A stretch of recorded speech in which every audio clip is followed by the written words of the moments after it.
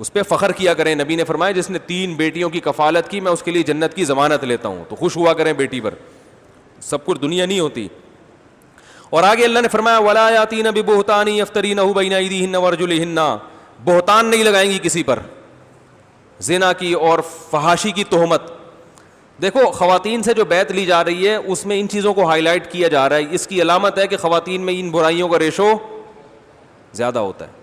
تہمت فوراً لگاتی ہیں. میاں بیوی میں جب بھی طلاق ہوگی نا, عموماً دیکھا گیا ہے عورت اپنے شوہر پہ فحش الزامات لگا دیتی ہے, کیونکہ یہ خواتین کے پاس ایسا ذریعہ ہوتا ہے نا کہ میاں بیوی کے اندر کی باتیں دونوں ہی جانتے ہیں, تو لوگ فوراً اس بارے میں بیوی کی باتوں پر یقین کر لیتے ہیں. ریحام خان نے کیا کیا, عمران خان کے خلاف کتاب لکھ دی نا. مجھے عمران خان کی ذات سے کوئی دلچسپی نہیں ہے, اچھا ہے برا ہے ہماری بلا سے, جو بھی ہے ہم نے کیا کرنا ہے. لیکن جو لوگ ریحام خان کی کتابوں کا حوالہ دے رہے ہیں نا, یہ حوالہ صحیح بولو بھائی نہیں, یہ حوالہ ریحام خان کے غلط ہونے کی علامت ہے. ریحام خان ہی نام ہے نا, او بھائی ریحام, الزامات ریحام خان نے لگائے ہیں نا, تو یہ ریحام خان کے غلط ہونے کی علامت ہے کہ ہن لباس لکم وانتم لباس لہن. اللہ نے فرمایا ایک دوسرے کا لباس ہیں, ایک دوسرے کے عیوب پہ پردہ ڈالتے ہیں. آپ کو طلاق ہو گئی, کوئی آپ کا ہیڈیک ہے بھائی, گھریلو مسئلہ ہے, ہو گئی جاؤ کہیں اور شادی کر کے رہو, وہ اس پہ پوری کتاب لکھ دی. اور تو شریعت میں فحش الزام اگر لگایا جاتا ہے نا, اس پہ تو ویسے بھی کتنے گواہ چاہیے, انگلی سے اشارہ کر کے بتا رہا ہوں کتنے گواہ چاہیے, 4 گواہ. اگر اسلامی عدالت ہوتی تو پھر فحش الزام لگاتی اس کی بیوی, اور 4 گواہ نہ ہوتے تو الٹا اسلامی عدالت چوک میں کھڑا کر کے محترمہ کو کوڑے لگاتی. پھر ایسا نہ ہو کہ پی ٹی آئی کے مخالف والوں کا میرے خلاف ایک کلپ تیار ہو جائے, یہ عمران خان کی حمایت کر رہے ہیں. مجھے عمران خان کی حمایت یا مخالفت سے کوئی غرض نہیں ہے اس وقت, مجھے ایک شرعی مسئلے کو ڈیفائن کرنا ہے. یہ نواز شریف پہ بھی لگا ہوتا ہے الزام تو ہم وہاں بھی ڈیفائن کرتے, زرداری پہ بھی لگا ہوتا تو وہاں بھی ڈیفائن کرتے. یہ شرعی مسئلہ ہے.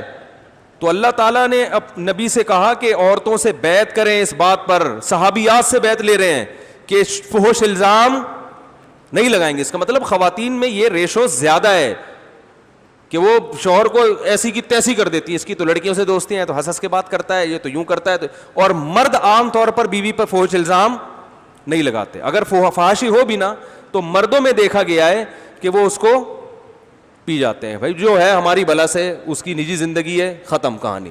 لیکن خواتین, سب خواتین نہیں جو میرا بیان سن رہی ہیں ان کے علاوہ کی بات کر رہا ہوں میں, سب ایسا نہیں کرتی. اور بعض دفعہ وہ خواتین کے الزامات صحیح بھی ہوتے ہیں. بعض خواتین ہو سکتا ہے سوچ رہی ہوں ہم نے تو الزام لگایا تھا, ہم نے تو اپنی آنکھوں سے دیکھا تھا, تو صحیح بھی ہوتے ہیں. لیکن زیادہ تر کیا ہوتے ہیں بولو بھائی, غلط. دوسری بات, اس سے شریعت میں بحث ہی نہیں ہے کہ صحیح ہے غلط ہیں. الزام لگا کیوں رہی ہو بھائی, کرنا کیا ہے؟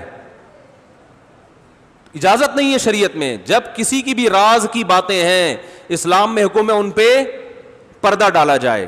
سمجھ رہے ہیں کہ نہیں سمجھ رہے؟ صرف زنا کو ہائی لائٹ کیا جا سکتا ہے بشرطے کہ آپ کے پاس 4 گناہ ہوں اور 4 گواہ ہوں, اور وہ گواہ بھی عدالت میں جا کے گواہی دیں. اخبار میں ان گواہوں کا نام ہائی لائٹ کرنے کی اجازت نہیں ہے. وہ بھی عدالت کے کٹہرے میں گواہی دیں گے, ادروائز وہ گواہ بھی آپ نہیں لا سکتے.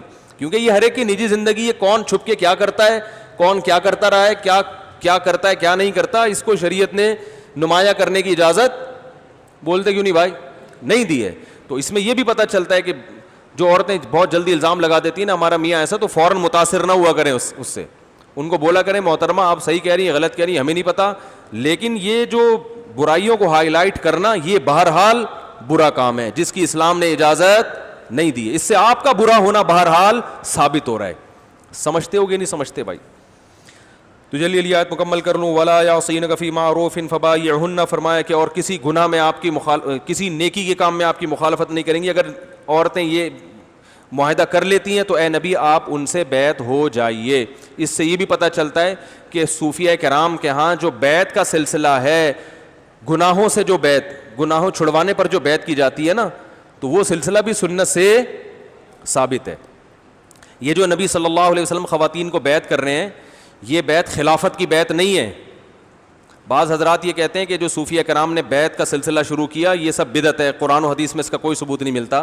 قرآن و حدیث میں اس کا ثبوت ملتا ہے کہ آپ صلی اللہ علیہ وسلم نے خلافت پر بیعت نہیں اعمال پر بیعت کی ہے. میں اپنے شیخ مفتی رشید احمد صاحب سے بیعت ہوا تو حضرت نے ہم سے یہی بیعت کی کہ گناہوں سے بچیں گے, نماز کی پابندی ہوگی, عقیدہ توحید پر رہیں گے. یہ ساری چیزوں کی بیعت جو مشائخ کرتے ہیں یہ قرآن نبی صلی اللہ علیہ وسلم سے ثابت ہے. ایک اشکال ہو سکتا ہے کہ جب نبی صلی اللہ علیہ وسلم نے اعمال پر بیعت کی ہے تو صحابہ سے تو ثابت نہیں ہے کہ وہ لوگوں کو اعمال پر کیا کرتے تھے, اعمال پر بیعت کرتے. بعض حضرات یہ اعتراض کرتے ہیں بھئی یہ تو نبی کی خصوصیت ہے, نبی کے بعد حضرت ابوبکر نے خلافت پہ بیعت کی ہے, لوگوں سے اصلاحی تعلق پر بیعت نہیں کی.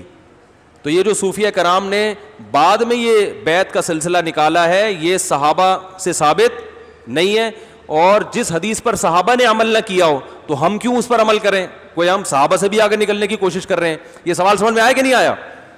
اس کا جواب یہ ہے کہ صحابہ اور تابعین کے دور میں جو اصلاحی بیعت نہیں تھی اس کی بڑی وجہ یہ تھی کہ خلافت والی بیعت اور اصلاحی تعلق والی بیعت ایک دوسرے سے خلط ملط ہو سکتی تھی, اور اس دور میں بغاوتوں کے بڑے خطرے تھے. جیسے سعودی عرب میں آج صوفیوں کو بھی بیعت کی اجازت نہیں ہے, صوفیہ کرام کو, کیونکہ حکومت کو ڈر ہوتا ہے کہ میرے خلاف کوئی خلافت میں بیعت تو نہیں ہو رہی, تو سعودی گورنمنٹ نے پابندی لگائی ہوئی ہے کیونکہ وہاں بغاوت کا خطرہ ہوتا ہے. سمجھ میں آ رہی ہے بات؟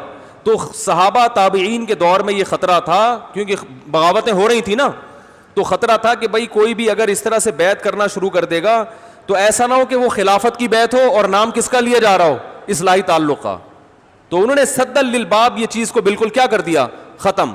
جب یہ خطرہ ختم ہو گیا, خلافتیں قائم ہو گئیں, مضبوط ہو گئیں, اور اب اتنی مضبوط خلافتیں قائم ہو گئیں کہ صوفیہ کرام کو, علماء کرام کو یہ ڈر بالکل ختم ہو گیا کہ اب ہم اگر لوگوں سے اصلاحی تعلق کی بیعت کرواتے ہیں تو کوئی بغاوت نہیں ہوگی. تو پھر یہ سلسلہ دوبارہ شروع ہو گیا. سمجھ میں آئیے بات؟ تو آج جو صوفیہ کرام بیعت کرتے ہیں نا کہ ہاتھ میں ہاتھ دے کے, یا ریونڈ میں دیکھا ہوگا وہ کپڑے کے ذریعے بیعت کروا لیتے ہیں, تو اس پہ بعض لوگ بڑا مذاق اڑاتے ہیں کہ یہ دیکھو نئی بدعت ہے. تو کوئی بدعت نہیں ہے یہ, بشرطے کہ یہ اصلاحی تعلق ہی کی بیعت ہو. روحانی ٹوپی ڈرامے کی بیعت, جن چڑیل بھوت کی اور خامخواہ کی گدی نشینی کی جو ہو رہی ہوتی ہے آج کل, وہ نہ ہو. گناہوں یعنی آپ کسی بزرگ کے ہاتھ پہ بیعت کرتے ہیں کہ میں آپ سے ایگریمنٹ کرتا ہوں, معاہدہ کرتا ہوں کہ میں گناہوں سے فلاں فلاں جو بھی وہ آپ کی زبان سے کہلوائیں ان گناہوں سے بچوں گا, عقیدہ توحید پر رہوں گا, علماء سے محبت کروں گا, اور مجھے آپ پر اعتماد ہے, لہذا آپ جو گناہ مجھ سے نہیں چھوٹے گا تو آپ سے اس بارے میں رہنمائی لوں گا, آپ کو معالج بنا رہا ہوں. تو یہ بیعت نبی صلی اللہ علیہ وسلم سے بھی ثابت ہے, اور بعد میں پھر مشائخ نے اس بیعت کو شروع کیا. تو اس کے کوئی حرج نہیں ہے اس میں. البتہ یہ وہ فرض واجب نہیں ہے کہ جو نہ کرے تو وہ جہنم میں جائے گا, ایسا کچھ نہیں ہے.